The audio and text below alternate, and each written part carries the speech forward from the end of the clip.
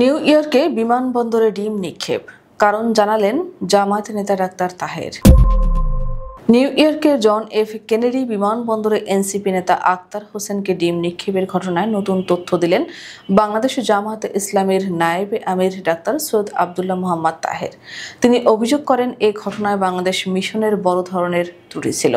একই সঙ্গে তিনি বলেন, যদি সবাই একসঙ্গে বের হতেন তাহলে এমন ঘটনা ঘটত না।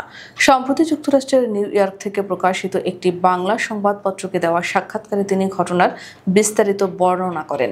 ডাক্তার তাহের জানান, শুরুতে তাদের চিফ অ্যাডভাইজারের বহরে গাড়িতে উঠানো হয়, কিন্তু ভিসার ধরনের পার্থক্যের কারণে জটিলতা দেখা দেয়। সরকারি কর্মকর্তা G1 ভিসাধারী হওয়ায় তাদের ফিঙ্গারপ্রিন্ট দিতে হয়নি, কিন্তু তিনি ও তার সহযাত্রীরা সাধারণ পর্যটক ভিসায় থাকায় নিয়ম অনুযায়ী ফিঙ্গারপ্রিন্ট দিতে হয়। এতে কমিউনিকেশন গ্যাপ তৈরি হয় এবং শেষ পর্যন্ত তারা হেঁটে ইমিগ্রেশনে যেতে বাধ্য হন। ডাক্তার তাহেরের মতে, বাংলাদেশ মিশন তাদের যথাযথভাবে জানায়নি কি ঘটছে এবং কিভাবে পরিস্থিতি সামাল দেওয়া হবে। তার ভাষায়, আমরা যদি সবাই একসঙ্গে বের হতাম তাহলে হয়তো হামলাকারীরা এত সহজে আমাদের কাছে আসতে পারত না।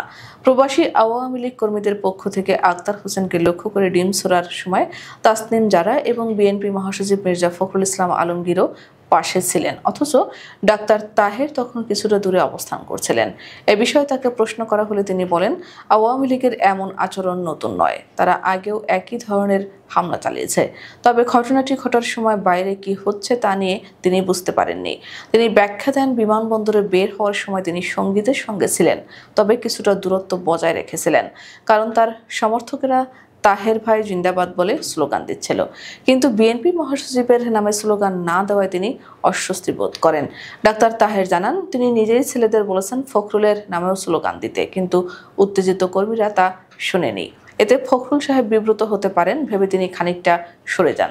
তাহের আরও জানান, এরপর তার সমর্থকেরা তাকে সংবর্ধনা দেয়, ফুল উপহার দেয় এবং তিনি সংক্ষিপ্ত বক্তব্য রাখেন। এতে কিছুটা সময় লেগে যায়, আর এ কারণেই মূল ঘটনার সঙ্গে তিনি সরাসরি জড়িত ছিলেন না। পরে বাইরে ডিম নিক্ষেপের ঘটনা ঘটেছে বলে তিনি জানতে পারেন। জামায়াতের এই শীর্ষ নেতা বলেন, আওয়ামী লীগ সবসময় বিরোধীদের ভয় দেখাতে চায়, প্রবাসেও তারা একই কৌশল অবলম্বন করছে। তবে এ ধরনের ঘটনা তাদের আন্দোলন বা রাজনীতিকে দমিয়ে রাখতে পারবে না। সব মিলিয়ে নিউ ইয়র্ক বিমানবন্দরে এই ডিম নিক্ষেপ ঘটনার ব্যাখ্যায় ডাক্তার তাহের স্পষ্ট করেছেন, এটি মূলত বাংলাদেশ মিশনের অব্যবস্থাপনা ও তথ্য ঘাটতির ফল।